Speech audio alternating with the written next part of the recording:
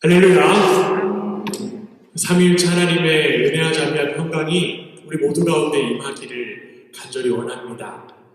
날이 따뜻해져서 그런지 이제 곳곳의 주위를 살펴보면 공사하는 모습을 볼 수가 있습니다. 오늘도 제가 아침에 차를 빼려고 하는데 제가 되는 도로가 다 공사를 하고 있는 거예요. 제 차만 덩그러니 거기 들어가 있더라고요. 그래갖고 못 빼는 줄 알았습니다, 오늘. 네. 뿐만 아니라 저희 집 옆에도 공사를 시작해서 요즘에 하루 종일 소음이 저희 집 안까지 가득합니다. 소음뿐만 아니라 주차 공간까지 적어져서 제 신경이 매우 날카로워지기도 합니다. 그런데요, 신경이 날카로우면서도 제가 참고 버티는 이유가 있습니다. 제가 성격이 좋아서가 결코 아니죠. 공사하는 곳곳마다 공사 중 불편을 드려서 죄송합니다 라고 하는, 물론 한국말로 써있지는 않지만 그런 문장의 독일어들이 쭉 쓰여 있기 때문입니다. 공사가 2달 정도 걸리니까 양해를 구한다는 메시지가 미리 작성되어 있었기 때문에 제가 참고 넘어갈 수 있는 것입니다. 그런데 우리 인생도 이와 마찬가지가 아닐까라는 그런 생각을 해봅니다. 우리의 인생이요, 아직 완성되지 않았어요. 구원의 역사를 보면 그 완전을 향해서 지금도 여전히 나아가는 중입니다. 즉, 공사 중이라는 거예요. 그렇기 때문에 우리는 늘 지금도 여전히 시끄럽고 또한 복잡하기도 합니다. 주변에서 보면요, 우리를 향해서 참 형편없어 보인다라고 이야기할 수도 있습니다. 왜냐하면 우리는 공사 중이기 때문에 그렇다는 거죠. 그러나 우리는 거기에 주저할 필요가 없습니다. 제가 공사하는 옆집을 참을 수 있었던 것이 뭐라고 말씀드렸죠? 공사 중 불편을 끼쳐드려 죄송합니다 라고 하는 그 문장이었던 것처럼 우리도 내 자신을 그렇게 인정하고 또한 다른 사람들 그렇게 바라보고 고백하기만 하면 됩니다. 공사 중 불편을 드려 죄송합니다. 옆에 분들과 함께 한번 인사했으면 좋겠습니다. 공사 중 불편을 드려 죄송합니다.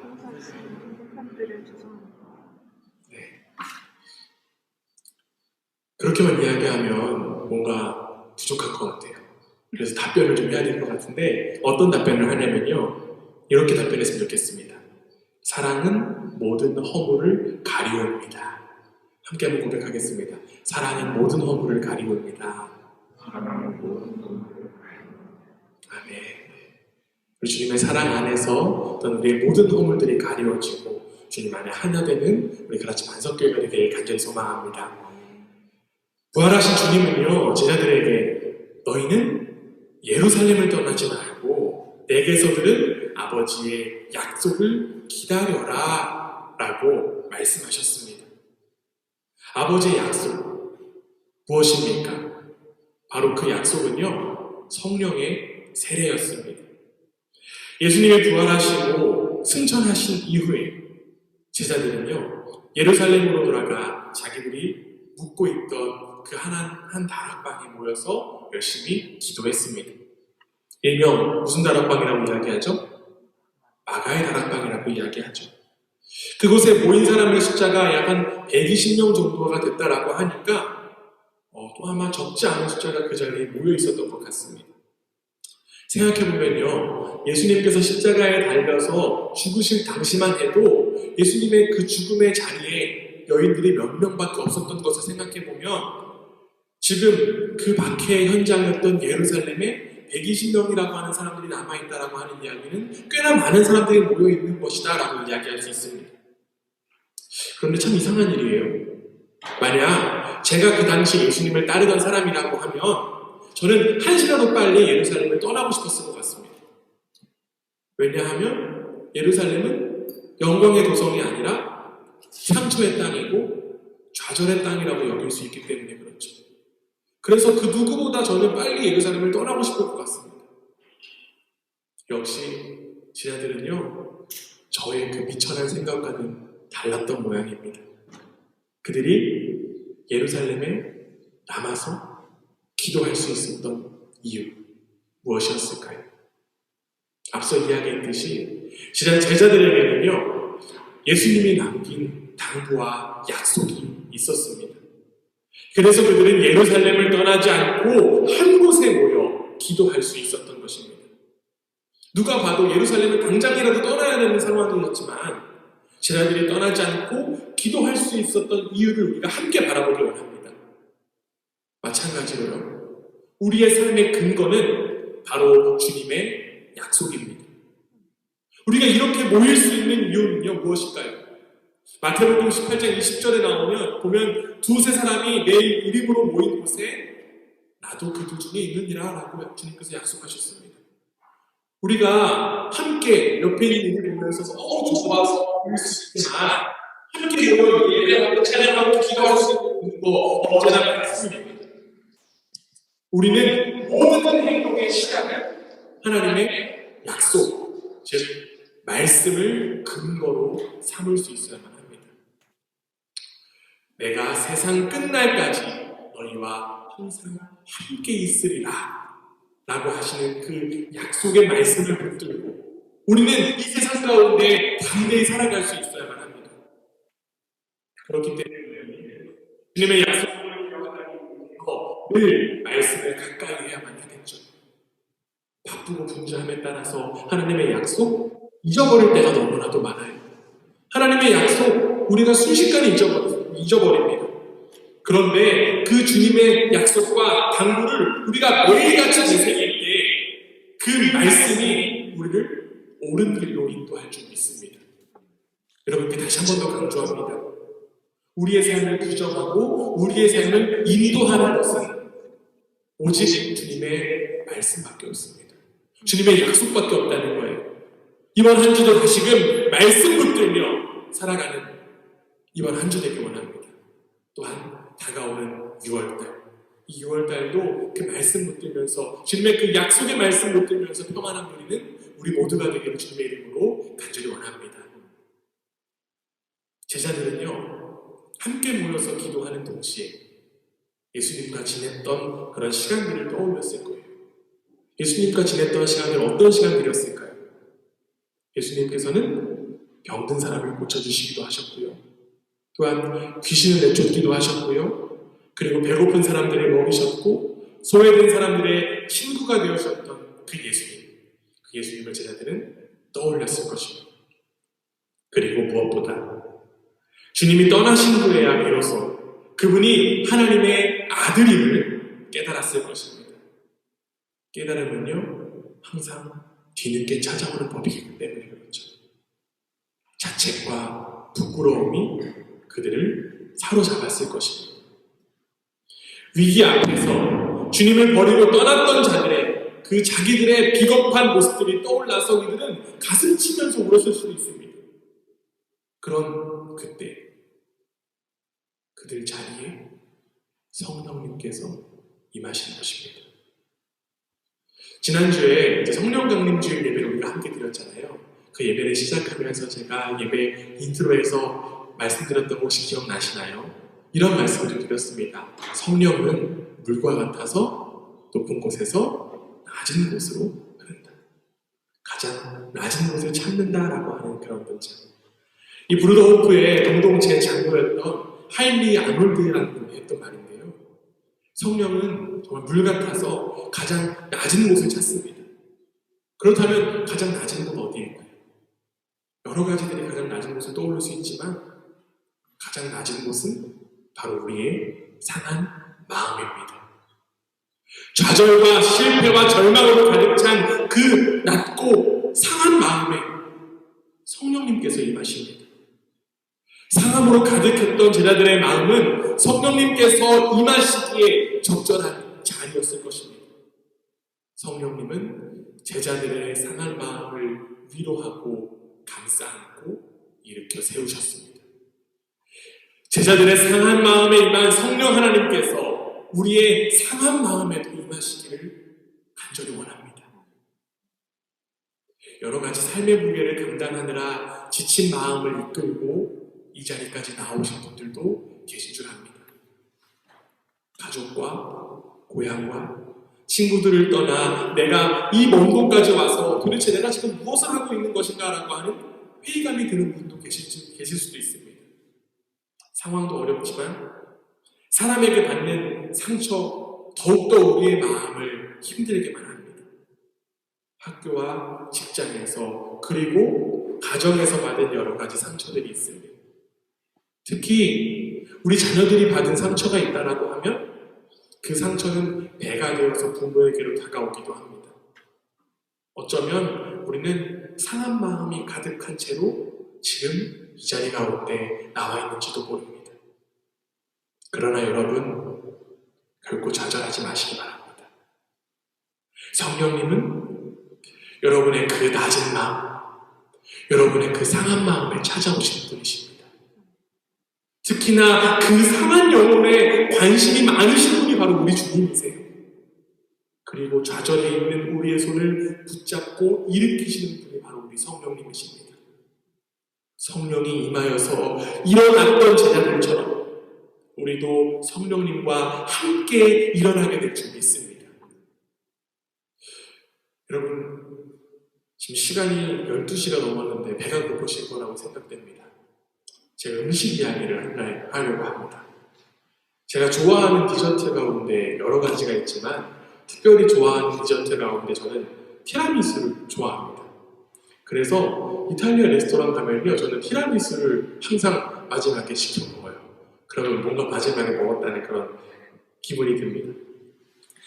그래서 맛있기도 하고 달기도 하고 그렇지만 제가 그 이름의 유래를 알고 나서 더 이 티라미수를 더욱더 좋아합니다. 티라미수라고 하는 의미가 어떤 의미일까요? 나를 위로 끌어올리다 라고 하는 의미입니다.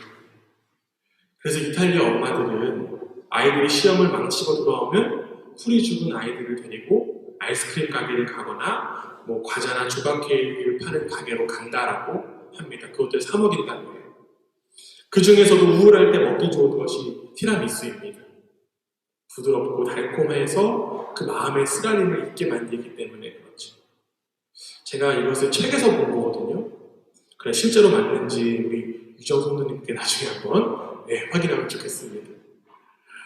음식 이야기를 해서 더욱더 배가 고프실 것 같은데 저는 여기서 배가 고프라고 이야기한 것이 아니라 나를 위로 끌어올린다라고 하는 의미를 말씀드리고 싶습니다. 단 것이 우리를 위로 끌어올리듯 지금 나를 여전히 끌어올리시는 분이 계십니다. 그분이 바로 누구다? 성령 하나님이라는 거예요. 성령님께서 제자들에게 임하셔서 그들의 삶을 끌어올리셨듯이 실망과 낙심과 절망과 우울에 빠져있는 우리를 성령님은 지금도 위로 끌어올리시고 계십니다. 일시적으로 단 한 번만 끌어올리시는 것이 아니라 지금도 계속적으로 나를 일으켜 세우시는 분이 바로 성령님이에요. 여러분의 상한 마음에 성령 하나님께서 임하셔서 일으키시는 또한 세우시는 그 손길을 인정하고 바라보기 원합니다. 성령은 우리를 일으켜 세우시는 분이십니다. 그 일으켜 세우심에 순종하여 굳건히 일어나 나아가는 우리 모두가 되기를 주님의 이름으로 간절히 부탁드립니다.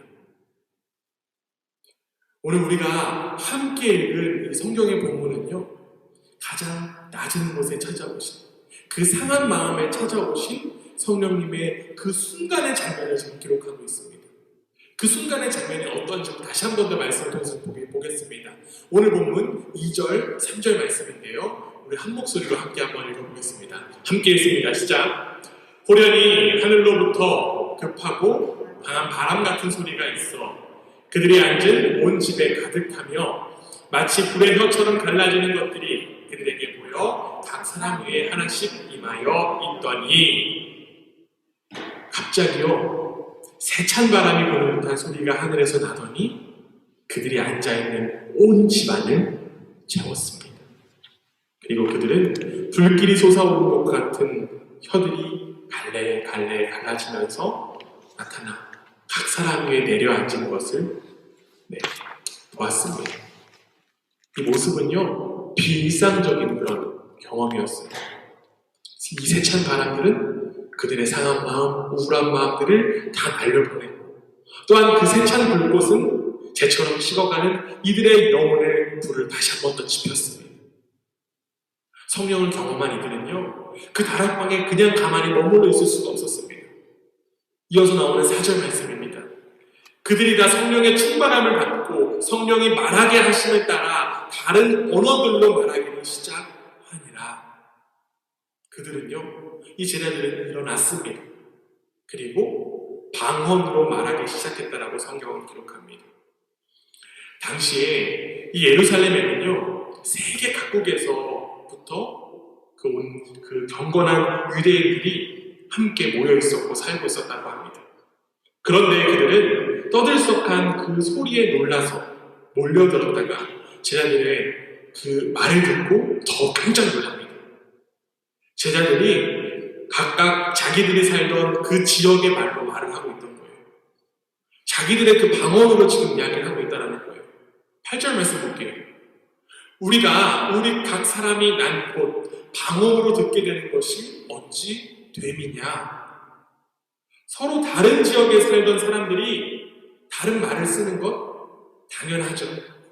한국 사는 사람이 한국말 쓰는 거, 오스트리아 사는 사람이 오스트리아 말, 독일어 쓰는 거 당연한 거예요.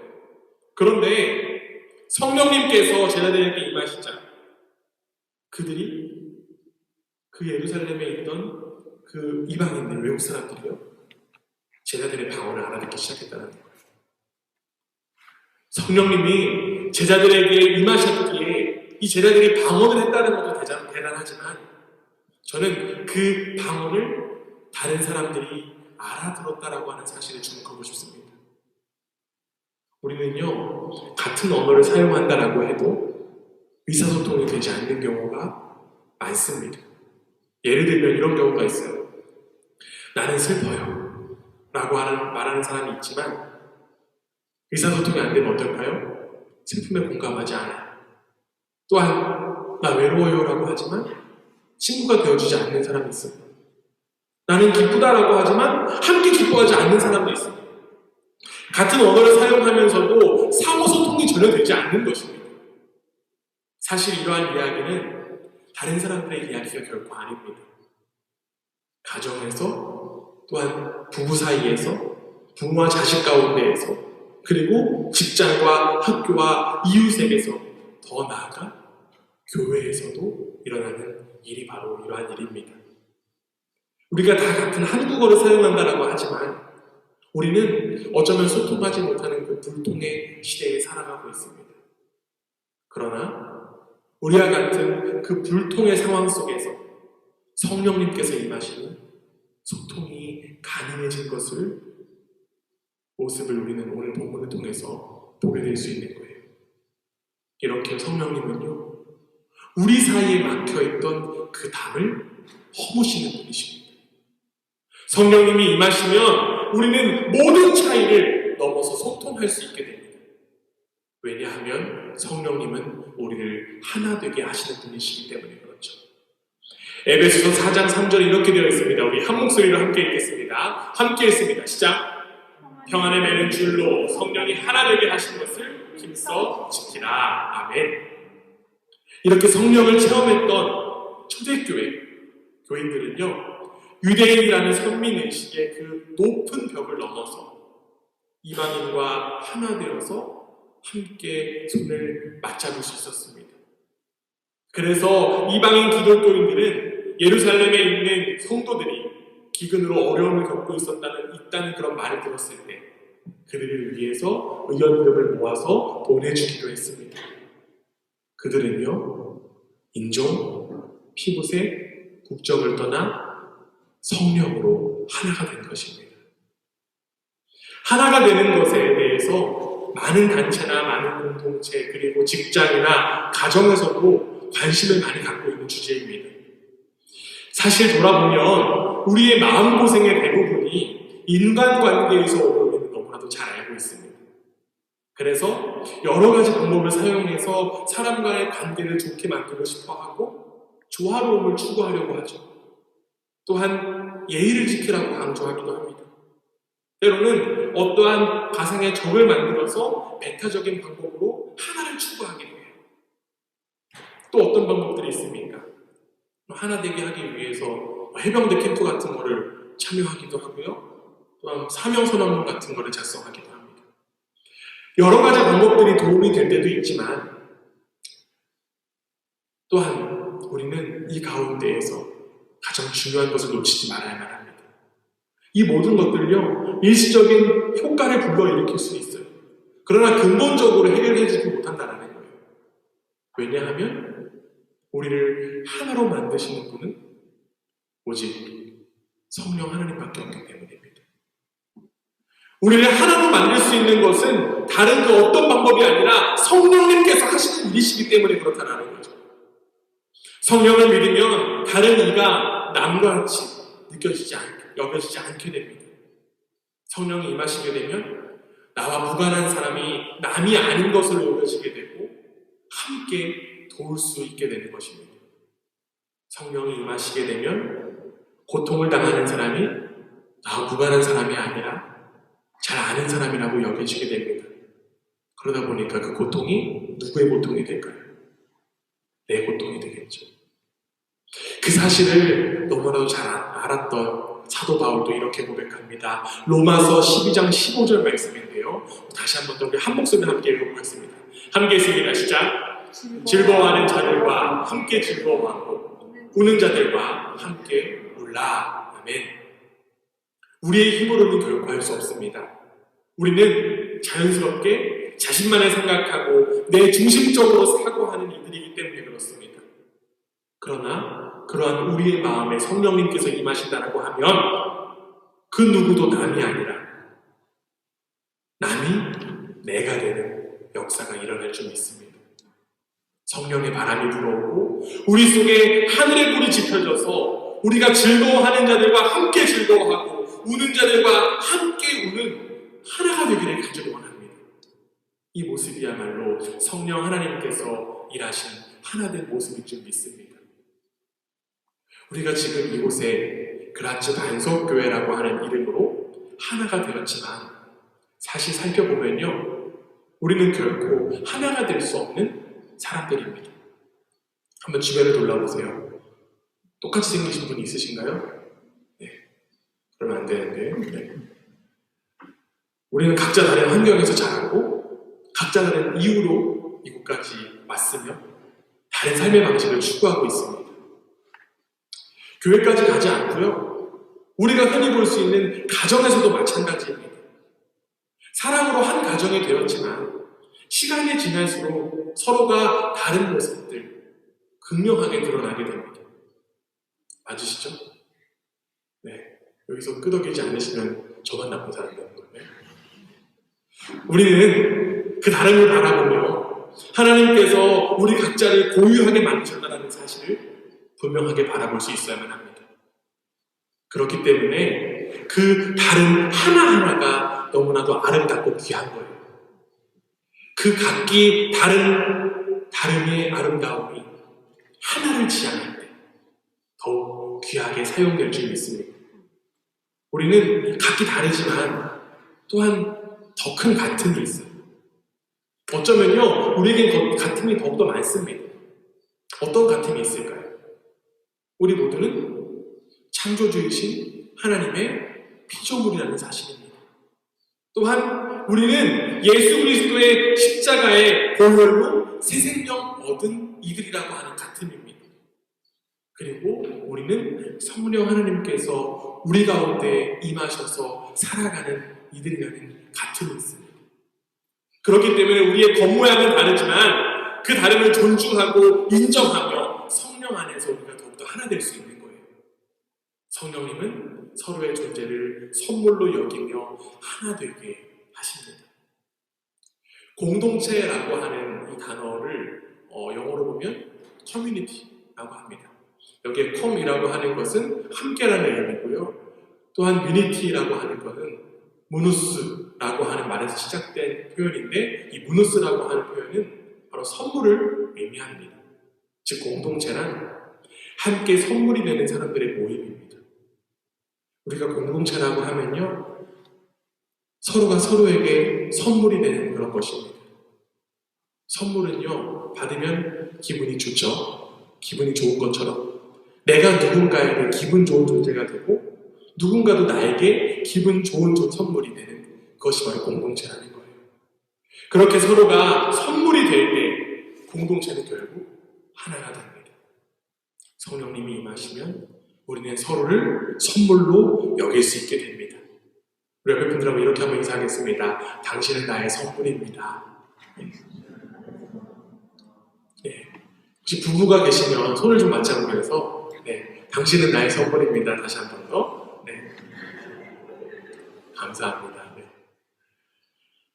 얼마 전에 작고한 신학자 한스킹은요, 교회란 무엇인가라고 하는 책에서 교회를 성령의 피조물이라고 이야기했습니다. 성령의 오심을 통하여 하나님 나라의 백성들의 모임인 교회가 창조된 거예요. 교회를 창조하신 성령님은 그 교회를 창조하실 뿐만 아니라 교회를 하나 되게 하십니다. 성령님께서 오시면 우리 사이에 있었던 높은 담들, 장벽들이 무너질 수 있습니다. 자꾸만 여러분의 마음 가운데 갈라지고 싶어하고 분열하고 싶어하고 나눠지고 싶어하는 마음이 생긴다라고 하면 그 모습은 성령의 일을 방해하는 모습임을 바라보기 원합니다. 우리가 성령으로 하나 되어서 이 마가의 다락방의 역사처럼 우리의 다른 말들이 하나로 모아지는 역사가 지금 이 자리 가운데 일어나게 되기를 간절히 소망합니다. 우리 주님은요, 하나 되게 하시는 분이세요. 삼위일체 하나님이 한 분이시듯 우리도 하나됨을 지향하며 살아야만 합니다. 우리 가운데 자꾸만 편가르고 장벽을 세우고 싶고자 하는 마음들이 있다면 이 시간 그 마음 내려놓기 원합니다. 그 상한 마음에 성령 하나님께서 임하셔서 우리를 하나 되게 하실 줄 믿습니다. 우리 성령 안에서 하나 되는 우리 그라치 반석교회가 되기를 주님 여러분 간절히 원합니다. 성령 안에서 하나 되는 가정이 되기를 간절히 원합니다.